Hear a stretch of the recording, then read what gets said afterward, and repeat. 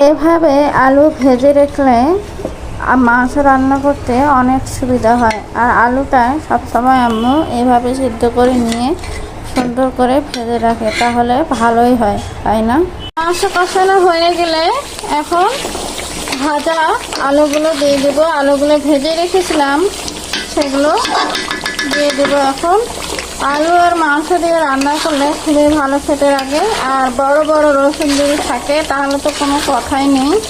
রসুন থাকলে অনেক ভালো লাগে খেতে। আমার রসুন খুব পছন্দ। কার কার এরকম রসুন খেতে ভালো লাগে, মাংসের রসুন?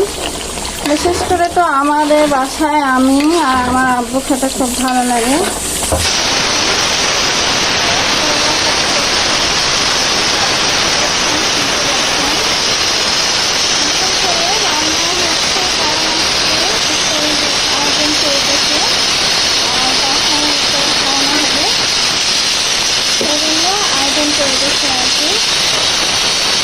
আর আলুগুলো কিন্তু বেশ হয়েছে দেখতে, তাই না? অনেকগুলো আলু।